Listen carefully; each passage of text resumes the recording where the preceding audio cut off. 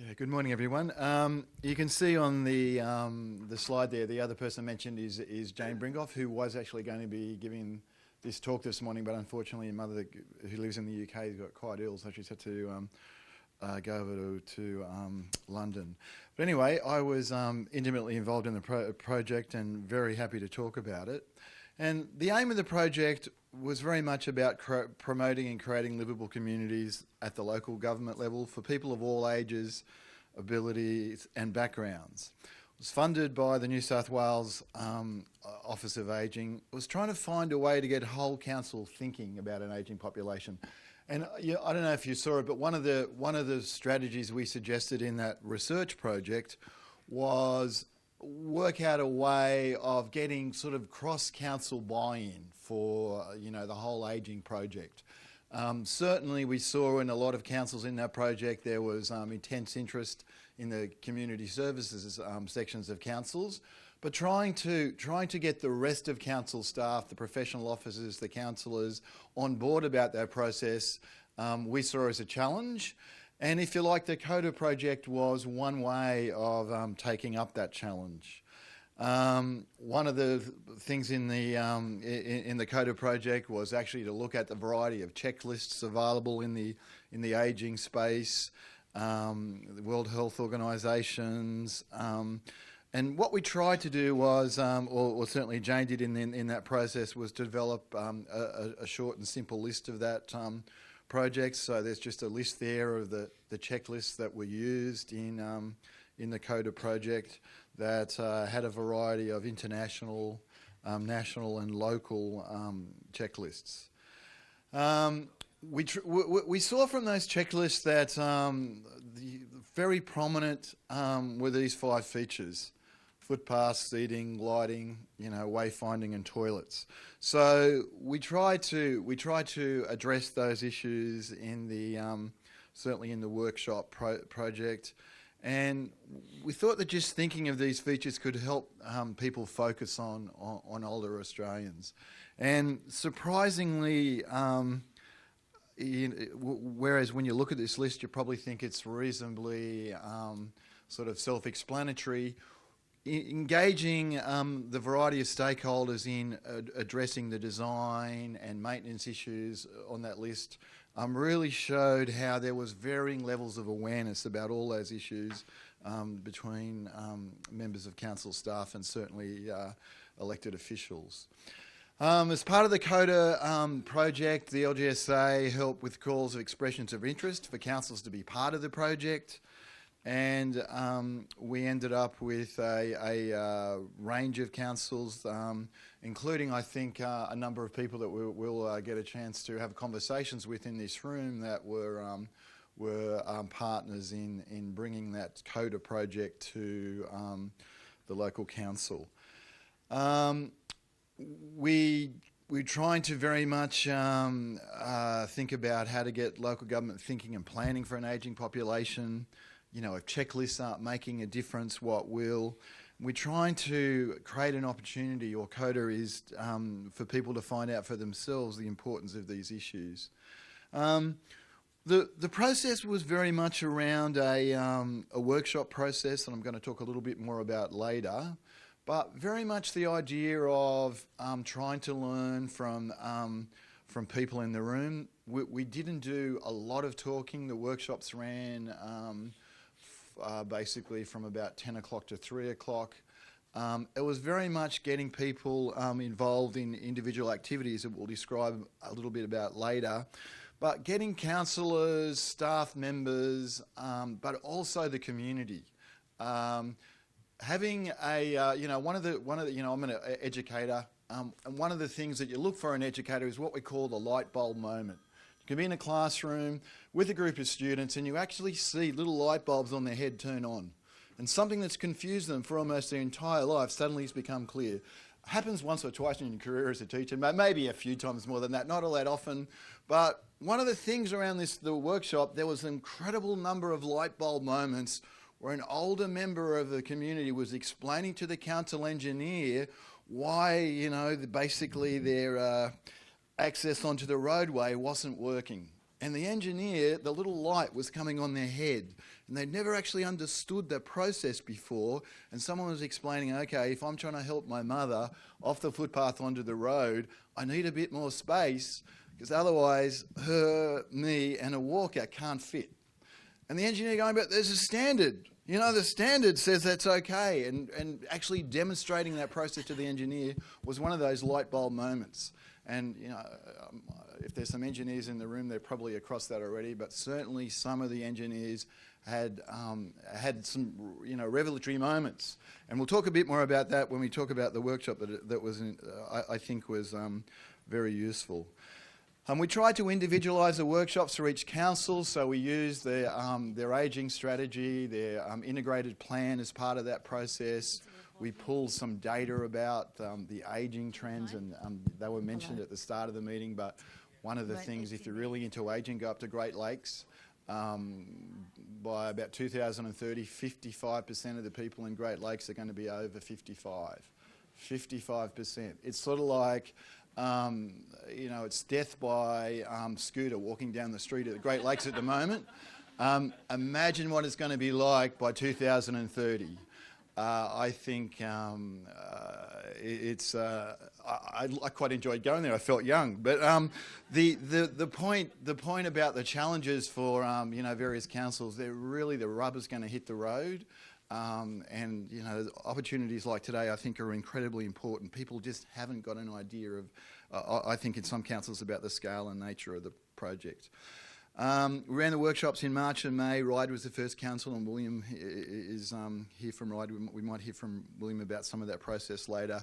Variety of urban and, you know, regional and reasonably remote councils. And certainly, you know, I was reasonably positive about the process. There's a report of the workshops in drafts now, which Jane is working on, Jane Bringoff. We're very much trying to get an idea of what kind of resource would be useful for other councils. Is it a do-it-yourself workshop guide, which I'll explain later? Is there something else? So that's one of the things I'm hoping that we'll get some feedback that will help CODA finish that process. One of the things I guess we're interested in, is it appropriate to talk about that now, do you think, Margaret, or should we wait to the... No, just seeing if there's comments from the councils today. Oh, yeah, it might be better to do it later when we... Okay, because we, you know, one of the opportunities we got, I think we got 2 or 3 people that participated in those workshops. If you didn't, you weren't involved. But I think you know, the connection between the research project and the workshop was, you know, a very active one. The research project basically tried to raise the issues, but really in terms of implementing those actions in council, getting people thinking about those issues, but certainly I think the strength of the workshop process was both the cross-council activities, the fact that the local communities were involved, explaining those issues, you know, in a one-to-one way with in a small group process with council staff, but hopefully also the follow-through. And one of the things that we did is, the end of that day, we asked people to take the pledge about an action that they'd implement around the ageing issue in their own council or community. Again, that we'll come back to. Okay, so we'll talk more about that workshop process, because I think that might be a useful learning, and you know, certainly might be an opportunity for the people in this room to take that back to their own council in some way. But I'm very happy to answer you know, questions at the appropriate time.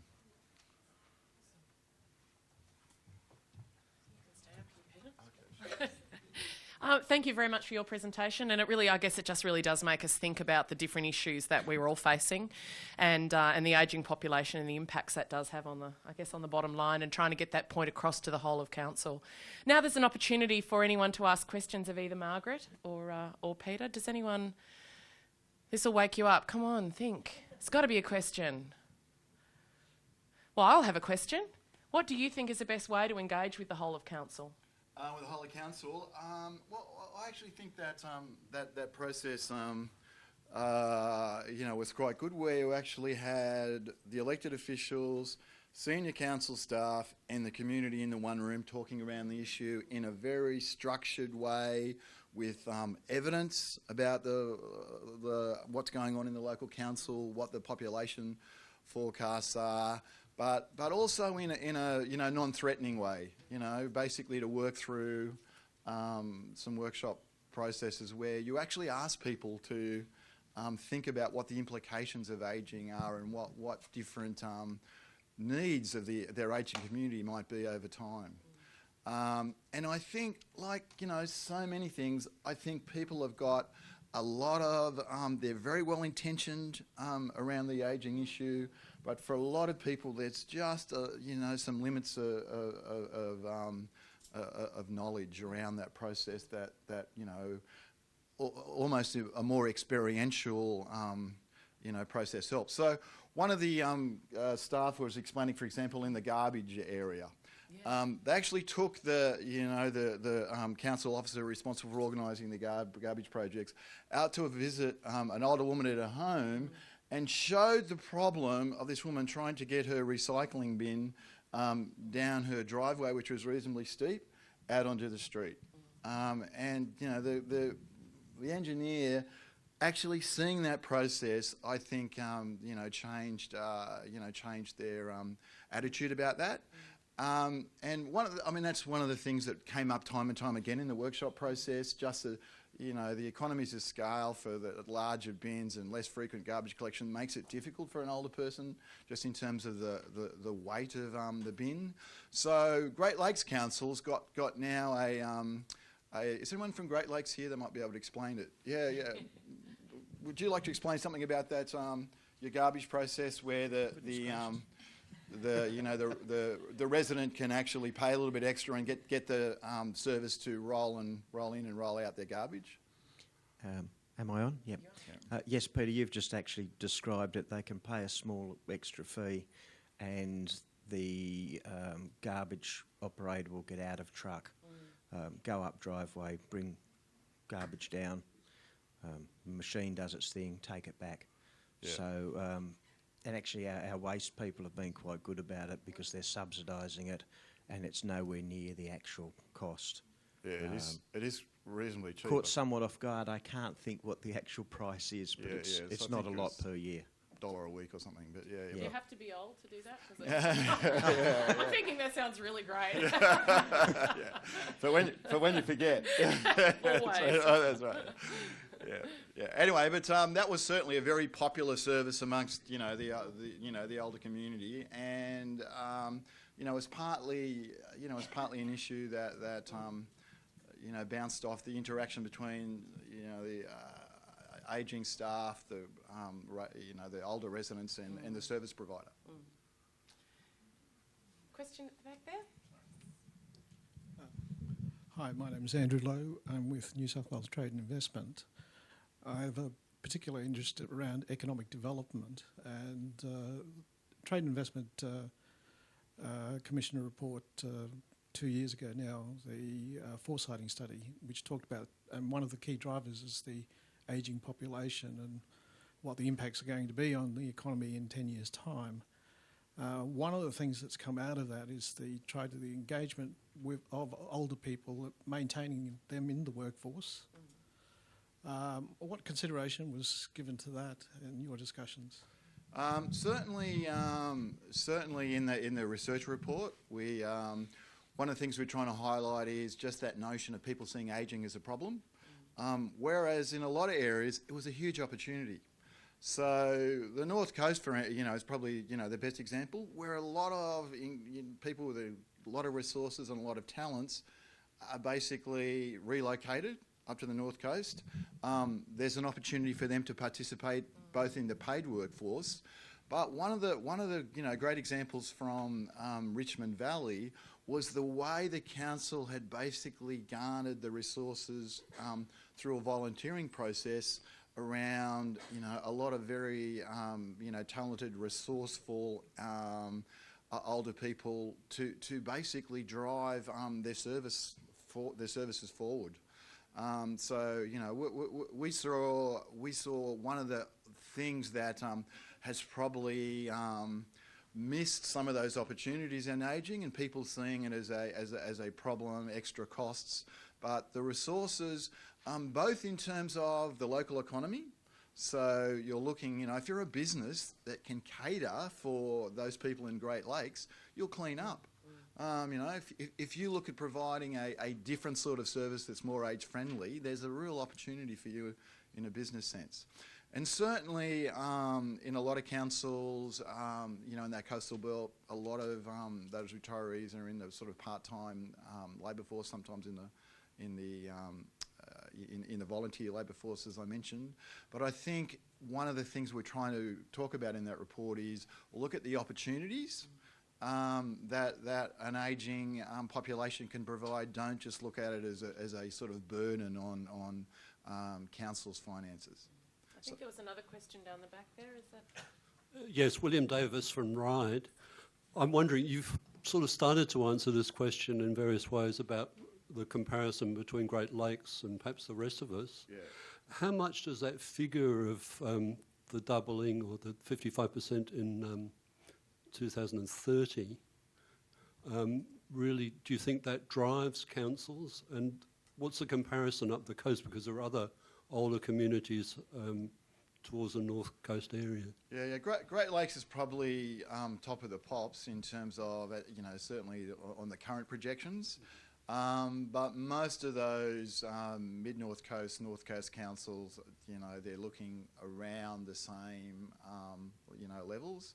So very significant proportion of their population are going to be ageing. I mean, one of the things we were trying to highlight in the CODA project is that if you're talking about trying to make livable communities in terms of design issues, age members of the population are obviously a key target group, but you're talking about making it more livable for a whole range of people. You know, people with disabilities, people, you know, pushing prams around. So we weren't trying to only target, you know, the ageing.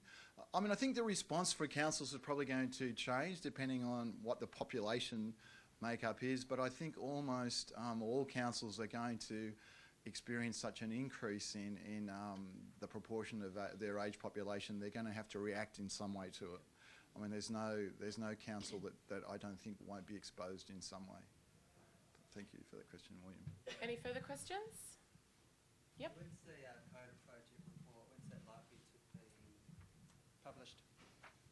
Have you got any ideas about that? Probably early next year. Okay, so I think it's due to wind up early next year. So It depends a bit on what happened today because we wanted to get some feedback on the types of resources that it might include. So, I mean, depending on that feedback, the COTA workshop process and the resources COTA develops from that will be refined based on what your feedback is today. So I think we're aiming for that March. Okay, thanks, Margaret. Any further questions? There being none, will you please join me in thanking both Margaret and Peter? And we'll see you again.